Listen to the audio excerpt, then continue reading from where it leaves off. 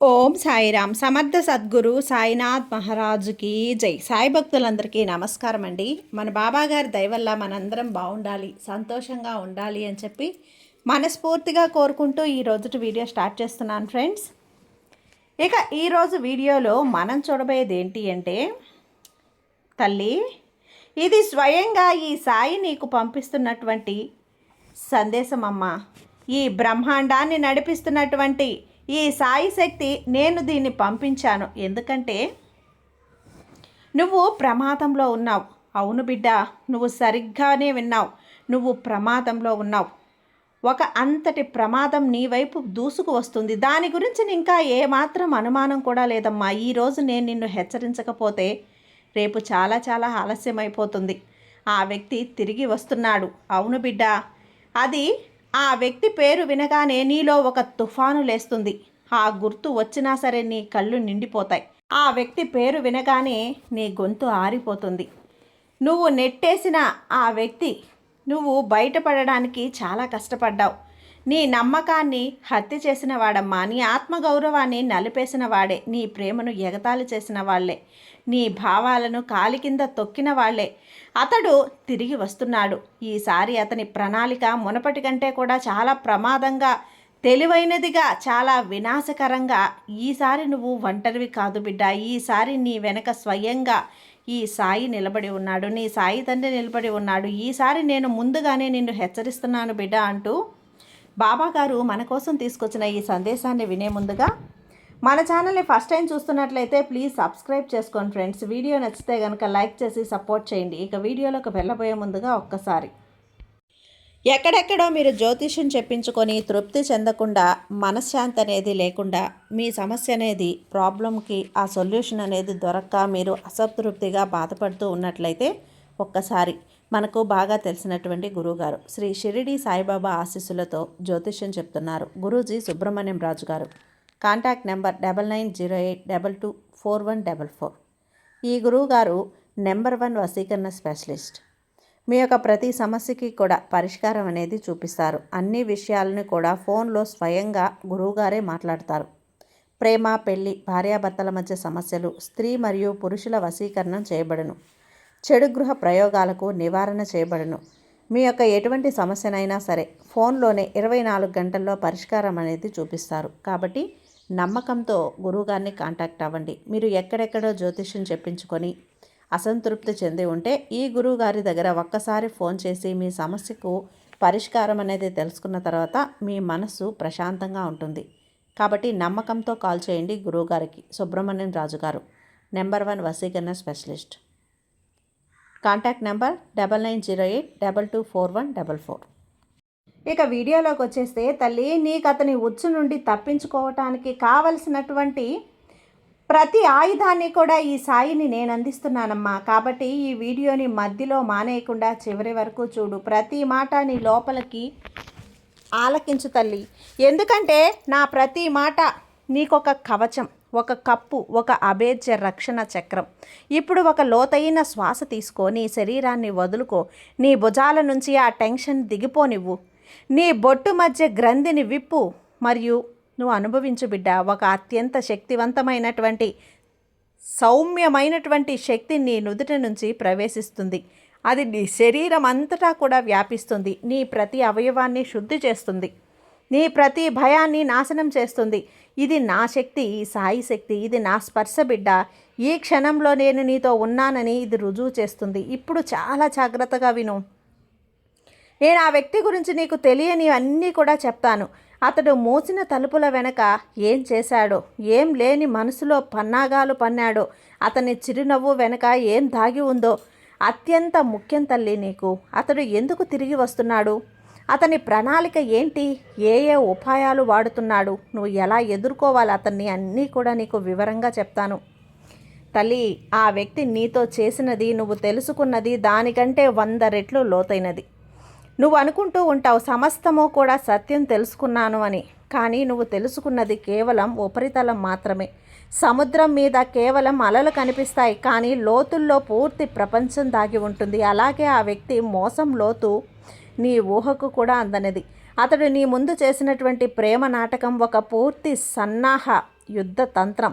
అతడు నిన్ను అధ్యయనం చేశాడు, నీ బలహీనతలను గుర్తించాడు, నీ అత్యంత మెత్తని మూల ఎక్కడుందో తెలుసుకున్నాడు, నిన్ను అక్కడి నుంచి విరగ్గొట్టొచ్చని, ఎక్కడి నుంచి నిన్ను వంచవచ్చో తెలుసుకున్నాడు. ఆ తర్వాత ఆ బలహీనతలనే తన ఆయుధాలుగా మార్చాడు. నీ కరుణ నీకు బలహీనత అయింది బిడ్డ, నీ నమ్మకం నీకు బలహీనత అయింది. అతడు వాటిని పూర్తిగా దోపిడీ చేసేశాడు. అతడు అంతటితో ఆగలేదమ్మా. నీ వెనక అతడు చేసిన పనుల గురించి ఆలోచిస్తే నీ రక్తం గడ్డకట్టుకుపోతుంది.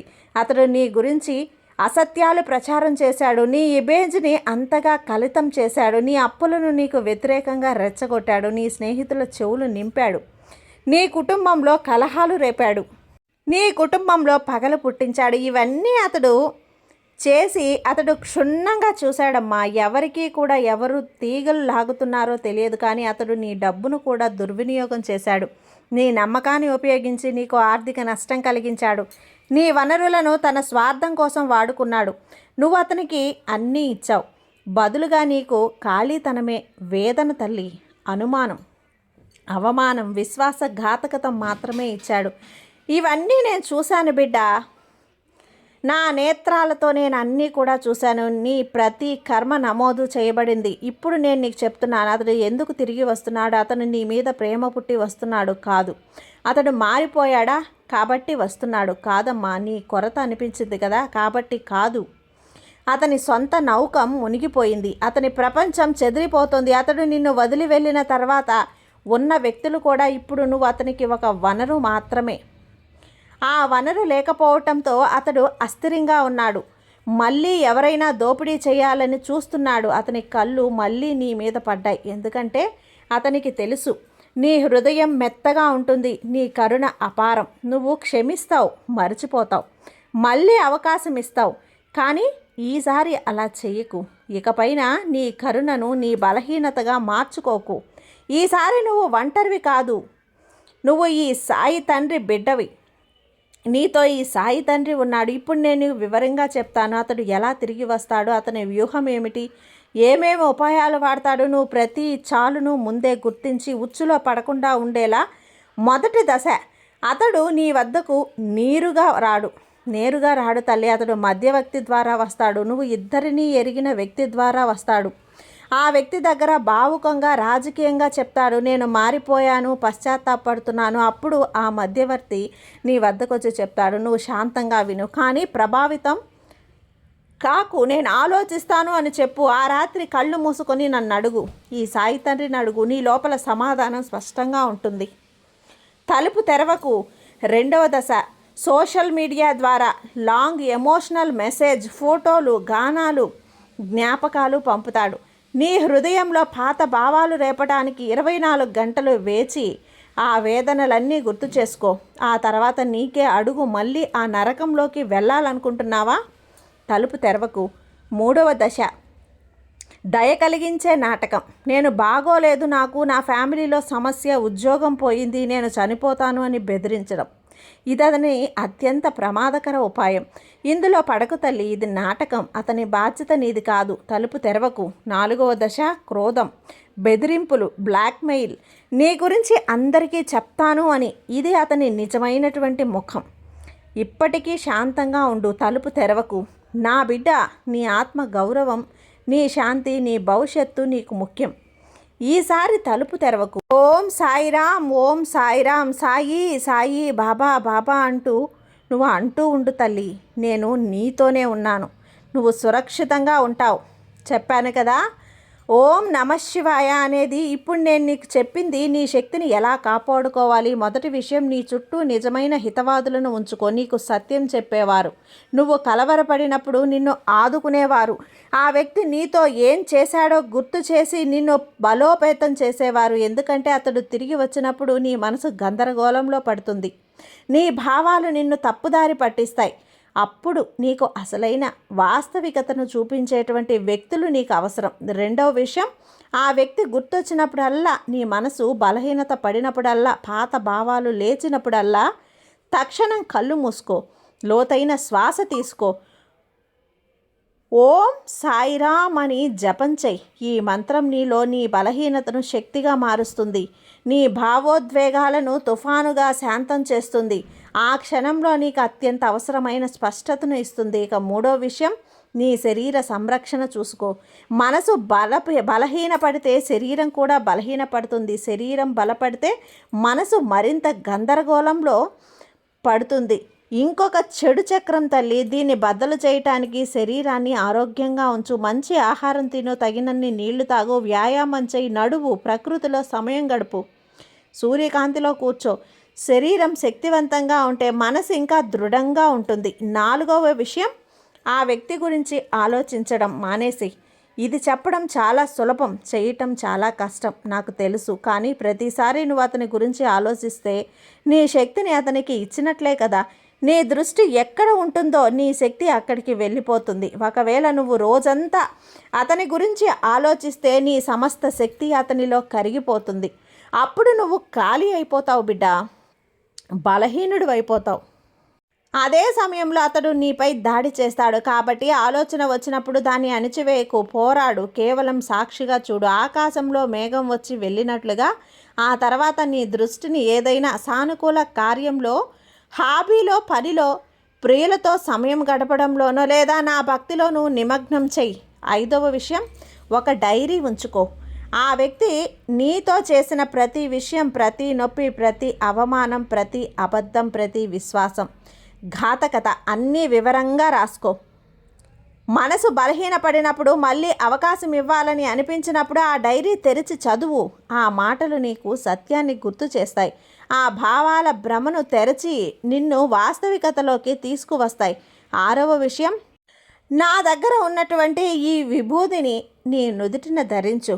నీ అదృశ్యమైనటువంటి రక్షకకు నీకు ఈ క్షణం నేను నీకు రక్షగా, నీ చుట్టూ నా విభూదిని నీకు రక్షక వలయంలా ఉంటాను.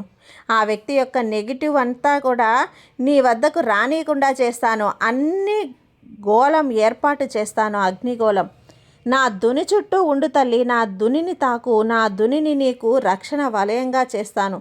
నీ కళ్ళు తడిసిపోవచ్చు, ఇది నా విభూది యొక్క మహత్యం. నువ్వు ఆ వ్యక్తి ముందు దృఢంగా నిలబడతావు. అన్నీ ఏ చాల్లోనో పడవు తల్లి, తలుపు మూసుకొని ఉంటావు. అప్పుడు ఈ బ్రహ్మాండమంతా నీ పక్షాన పనిచేయటం మొదలు పెడుతుంది.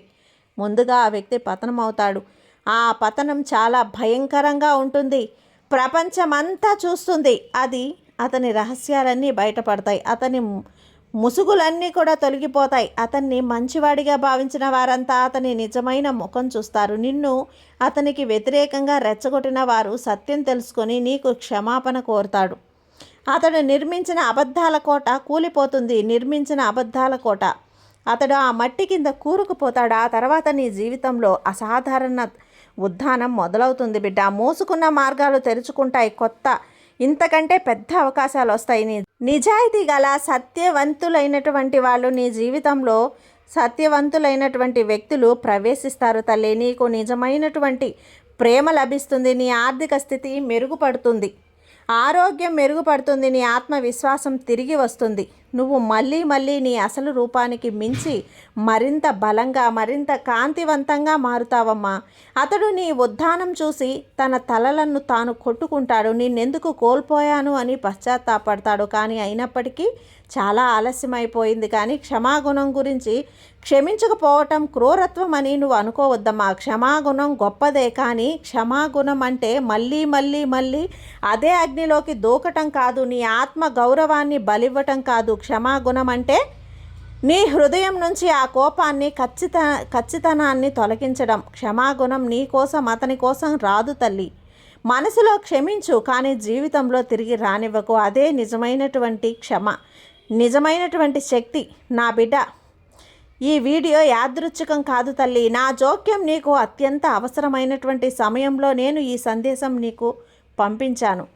కాబట్టి నువ్వు తలుపు తెరవకు. ఎంత ఏడ్చినా, ఎంత బతిమాలినా, ఎంత బెదిరించినా, ఎవరైనా మధ్యలోకి వచ్చినా సరే నీ తలుపు అనేది తెరవకు. నీ మనసు తలుపు తెరవకు. నీ ఇంటి తలుపుకు తెరవకు. నీ వెనక స్వయంగా ఈ సాయి తండ్రి నిలబడి ఉన్నాడు. ఈ సాయి తండ్రి మీద నమ్మకం ఉంది కదా. ఈ సాయి తండ్రి నీకు కాపలాగా ఉన్నాడమ్మా. నీకు రక్షణ చక్రంలా ఉన్నాను. ఈ సాయి తండ్రిని నమ్మి నువ్వు ప్రశాంతంగా ఉండు. సాయి తండ్రిని నమ్మిన వారికి ఇంకా ఎవ్వరికీ కూడా మంచే తప్ప చెడు అస్సలు జరగదు బిడ్డ. ఈ సాయి నీకు తోడుగా ఉండగా నీకు భయం ఎందుకు చెప్పు. సర్వేజన సుఖినో భవంతు. జై సాయిరామ్.